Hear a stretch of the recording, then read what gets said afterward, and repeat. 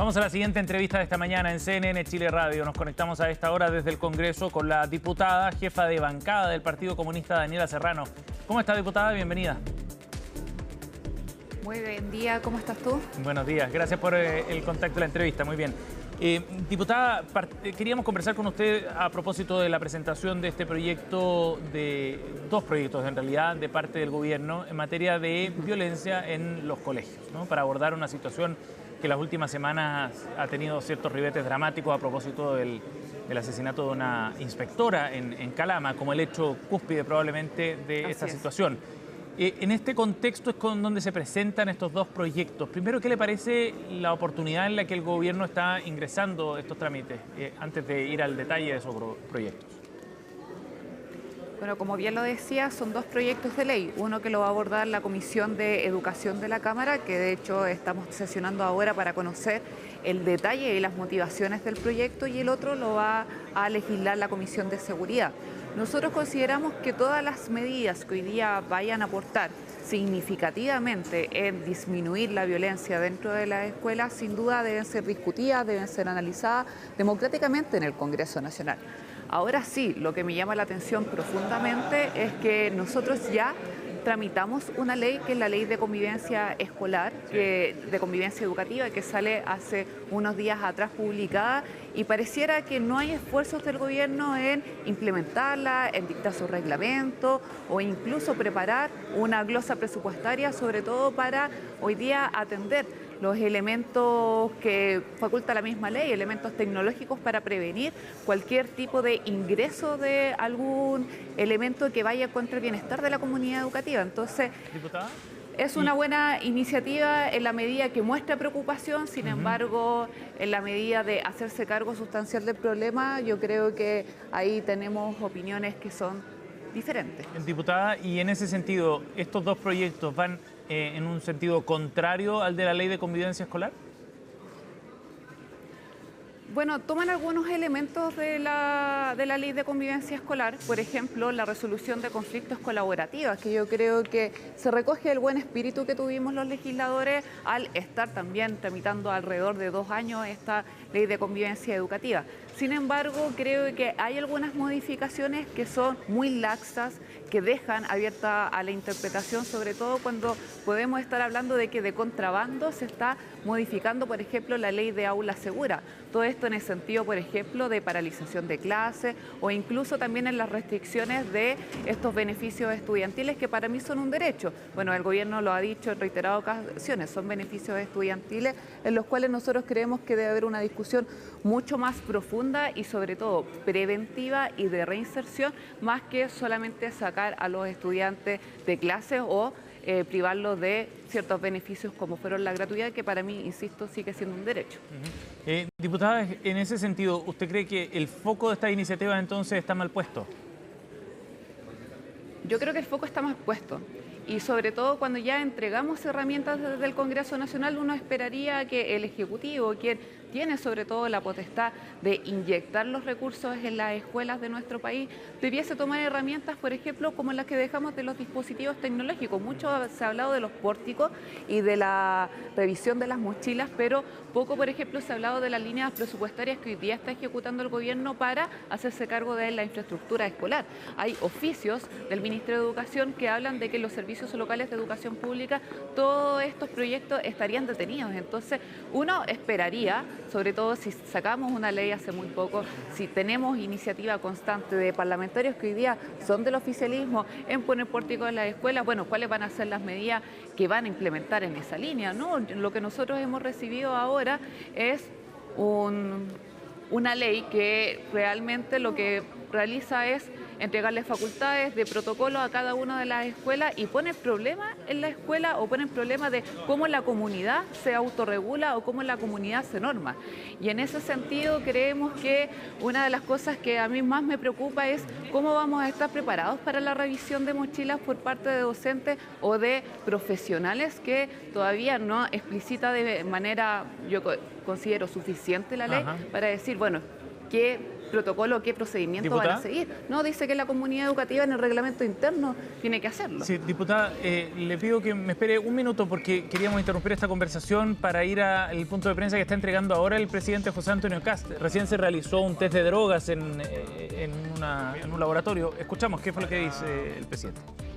Poder acreditar, así como lo han hecho los ministros, los subsecretarios, quienes también lo hicieron de forma voluntaria, casi en la totalidad de los ministros y casi la totalidad de los subsecretarios, se realizaron de manera voluntaria antes de que juraran una muestra de pelo. Creo que falta, igual que yo, falta solo el ministro Quirós, creo que 2 o 3 subsecretarios, pero todos tenían muy claro que cuando entraran a cada uno de sus cargos tenían que haberse hecho la muestra de pelo o tenían que hacerse la muestra de pelo.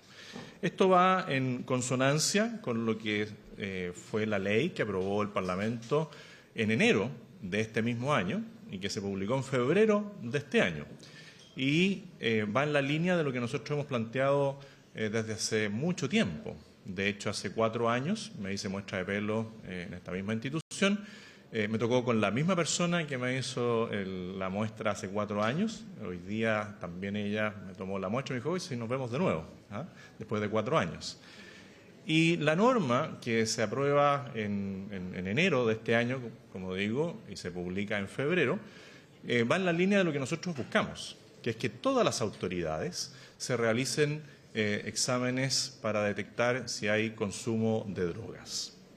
Este es el método más exigente, el de pelo. También debo decir que es el más costoso.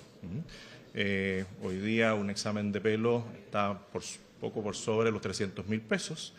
El problema que se genera con la norma aprobada en febrero es que no se dejó presupuesto para realizar esta toma, este análisis de pelo que busca el consumo de drogas, que es bastante más caro que el examen de orina. Nosotros todo esto lo queremos ir perfeccionando, porque está claro que si nosotros planteamos que tenemos un problema real de narcotráfico, de crimen organizado, tenemos que acreditar que cualquier autoridad que ejerce un cargo público debe estar muy lejos de lo que son las redes del narcotráfico. Y vemos que el narcotráfico va incidiendo en las distintas instituciones. Hay personas que pueden ser más o menos vulnerables a esta situación. Y nada mejor que la transparencia, sobre todo en aquellos que ejercen cargos públicos. Y eso es algo que va en directa relación con la probidad. Y la norma también señala que al asumir el cargo, el tema de no definir bien los plazos genera algunas dificultades. Todos sabemos que las distintas autoridades tienen que hacer declaración de interés y patrimonio. Y eso se establece desde que la persona asume, hasta 30 días tiene para presentar en la primera instancia a la Contraloría su declaración de intereses y patrimonio. Es muy complejo que el mismo día que alguien asuma tenga que ir del juramento a hacerse un examen o presentar el mismo día su declaración de intereses y patrimonio, porque hasta que no jura, no es, en este caso, ministro o subsecretario, hasta que no están emitidos los decretos. Por tanto, desde que se emite un decreto, desde que la persona jura, ahí, a nuestro juicio, debe establecerse un plazo perentorio para que esto se realice y después se haga público. También hay toda una discusión de la publicidad de los exámenes por la protección de datos. A nuestro juicio, el que acepta ir a un cargo público tiene que firmar, así como a algunos antes se le exigía solo una declaración jurada de que no tenía dependencia de ninguna sustancia o de drogas. Bastaba con la declaración jurada. Creo que tenemos que dar un paso más allá y aquellos que quieren ejercer el servicio público de cara a las personas tienen que renunciar a ciertas normas de protección, así como nosotros estamos obligados a hacer declaración de interés y patrimonio y todos los que ejercen un cargo, un rol público lo hacen y hay sanciones establecidas a quien no lo haga. Bueno, nosotros queremos que esto se haga, sea verificable, sea de manera periódica y de manera pública. Hay instituciones hoy día del Estado que lo realizan de manera aleatoria y muy masiva. Nosotros también queremos llegar a eso y queremos ir estableciéndolo paso a paso. Estimamos que las primeras muestras en caso de autoridades de alto rango tienen que ser de pelo y podríamos definir si, como dice la ley hasta ahora... Bien, el presidente Kast en este punto de prensa, después de haberse realizado este test de drogas voluntario, explicaban desde La Moneda, y que le permite también cumplir con uno de sus compromisos que había hecho en campaña, explicaba el mandatario. Vamos a estar revisando luego parte de sus declaraciones cuando también está haciendo un punto político respecto a la realización de este testeo para otras autoridades. Gentilmente la diputada y jefa de bancada del Partido Comunista, Daniela Serrano, nos ha esperado para retomar la conversación. Diputada, gracias por su tiempo nuevamente. Retomando la conversación sobre los proyectos que ha presentado el gobierno en materia de violencia escolar, quería retomar un punto específico y que tiene que ver con las sanciones asociadas a la gratuidad. Quienes sean condenados por delitos o hechos de violencia producidos en colegios no podrían postular a la gratuidad. Usted ya decía que estaba derechamente en contra de esto porque resulta ser un derecho social. Me gustaría profundizar en ese punto. ¿Cómo interpreta usted la decisión del gobierno en este proyecto? O sea, yo creo que también es importante ser muy transparentes en el debate, porque no ha sido solamente esta la restricción que ha anunciado el gobierno. Ha anunciado una restricción también de los 30 años, ahora tienen toda una política comunicacional de demostrar que la gratuidad hoy día no estaría financiada y que es importante retroceder en los deciles, al menos que ya garantiza en la ley. Entonces, yo creo que es importante al menos transparentar de si realmente están convencidos de que la gratuidad para sus juicios es una buena política pública o van a mandar un mensaje derechamente al Congreso para reducir este beneficio que han llamado ellos. Yo creo, y sobre todo cuando se habla de restringir la gratuidad, hay algunas cosas que a mí no me hacen sentido, sobre todo cuando se habla de que vamos a respetar la reinserción y vamos a dar un plazo de que no puedan estudiar durante 5 años. ¿En qué fundamento está que no puedan estudiar durante 5 años? Después se les va a rehabilitar ese derecho, pero ¿qué medida de contención a propósito de la reinserción social nosotros vamos a implementar con esos estudiantes? Yo creo que son cosas que tiene que explicar el Ministerio de Educación, que nosotros recién conocimos el texto y que creo que si quieren profundizar en este debate, también hubiese sido recomendable tener un trabajo legislativo previo. Ahora recién lo vamos a tener, nos dieron un plazo de 15 días y creemos que esto toca al menos algunos de los elementos más de conquistas y sobre todo de demanda social que estuvo durante mucho tiempo durante nuestro país de conseguir la educación gratuita, y creo que eso va a tomar también un debate que debemos tomarlo en serio desde el Congreso. Diputada, la ministra Arzola ayer decía que el objetivo del gobierno con todo esto era que generar un costo, básicamente, asociar un costo a conductas de violencia, no cualquier conducta, sino las más graves de violencia. Un objetivo disuasivo, llamaban ayer. Exactamente, también. ¿Qué le parece ese argumento, diputada? O sea, yo creo que los elementos disuasivos muchas veces no tienen un mayor impacto, y sobre todo cuando estamos hablando de las causas, para hoy día corregir este tipo de conducta. Solamente voy a poner un ejemplo. Gran parte de este proyecto de ley, sobre todo el que agrava penas, está sustentado en aulas seguras. Nosotros no hemos tenido un diagnóstico pleno, claro, de cuánto ha aportado la implementación de aulas seguras para disminuir las violencias dentro de la escuela. Estamos hablando de una ley que se implementa desde el año 2019 y empieza a aplicarse también de manera exponencial durante los últimos años. Sin embargo, los hechos también nos dicen que se ha recrudecido justamente este problema. Entonces, acá creo que es importante no solamente abordar medidas que puedan ser disuasivas o ejemplificadoras. Se hablaba también dentro del proyecto de medidas correctivas que pudiesen tomar los profesores y profesoras, si nosotros no atacamos también causas que deben también estar involucradas con un presupuesto. O sea, este proyecto de ley uno también quiere discutir dentro del Congreso, pero si viene sin un informe financiero, si viene sin presupuesto, puede terminar siendo una declaración de buena voluntad. Estamos con la diputada Daniela Serrano aquí en CNN Chile Radio. Diputada, queríamos preguntarle también respecto a otro tema. El gobierno postergó por ahora el ingreso del proyecto de ley de reconstrucción, como lo ha definido el gobierno, que es un proyecto básicamente misceláneo porque incorpora distintos temas en ámbitos muy diferentes, bien extenso.